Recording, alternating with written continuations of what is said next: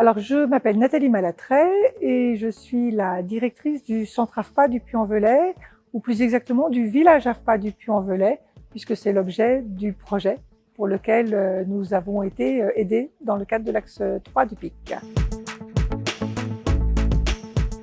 Le projet qu'on conduit aujourd'hui sur le centre AFPA du Puy s'inscrit dans une transformation, dans un projet de transformation globale de l'AFPA qui vise à transformer nos centres de formation en des villages de l'insertion professionnelle, sociale et professionnelle, autour de deux principes qui est l'ouverture à de nouvelles pratiques et l'ouverture de nos lieux à de nouveaux partenaires. Le village AFPA du Puy, il est basé sur 4 piliers. Un pilier autour de l'entrepreneuriat, un pilier formation, un pilier mobilité et un pilier entrepreneuriat et économie sociale et solidaire. Le démarrage de ce village de l'AFPA, il s'est fait au travers de la création d'une manufacture collaborative et solidaire pour des artisans, dans laquelle on est actuellement, et qui permet à des entrepreneurs artisans du territoire du Puy de venir travailler sur ce lieu, y trouver des équipements, des espaces, des services multiples et variés, et surtout y travailler dans un partage de moyens et de compétences et d'apprentissage entre pairs. Un stagiaire ou un bénéficiaire va pouvoir venir découvrir une manière de travailler, découvrir un métier ou un panel de métiers, venir faire une période d'immersion en entreprise, pouvoir bénéficier du tutorat éventuellement d'un des résidents. Et à l'inverse, l'ensemble des professionnels qui sont ici viennent aussi nous appuyer dans l'animation de nos dispositifs de formation par leur apport leur apport professionnel, que ce soit sur la technique du métier, mais aussi sur justement c'est quoi la vie d'un entrepreneur,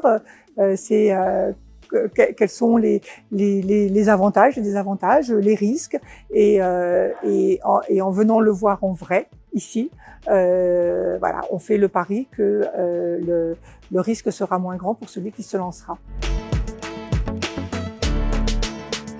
Alors le projet, je crois qu'il est innovant au travers de cette mixité en fait des publics, puisque sur l'espace de la manufacture ou sur nos espaces de formation, on va côtoyer des entrepreneurs, on va côtoyer des demandeurs d'emploi, des salariés en reconversion.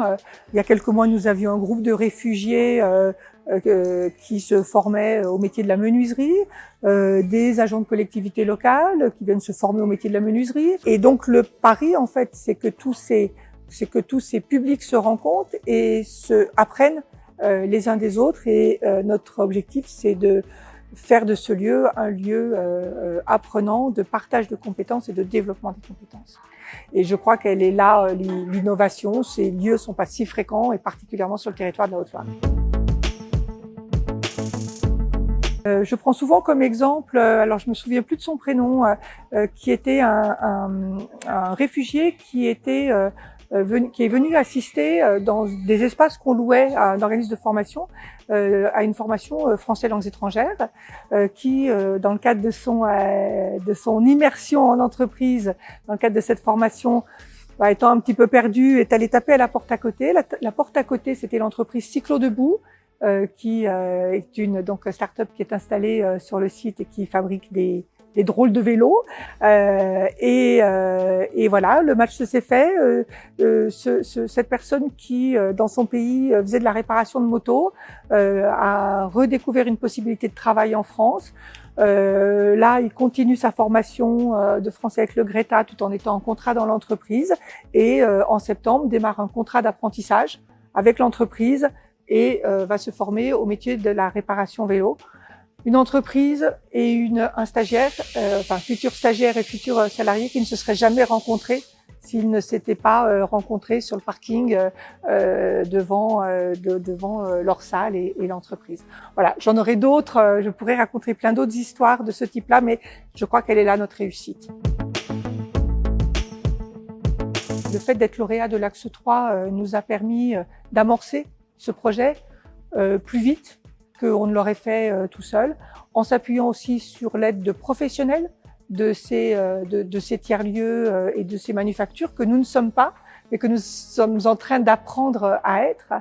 Et la suite, c'est bien évidemment plus de professionnels présents, plus d'interactions comme celle que je viens de décrire, de nouveaux partenariats et continuer de faire de ce lieu, comme il commence d'être identifié sur le territoire, comme un lieu d'expérimentation, d'innovation. Voilà, moi je dis à tous ceux que je rencontre, si vous avez une idée à tester, venez la tester chez nous, on a tous les ingrédients.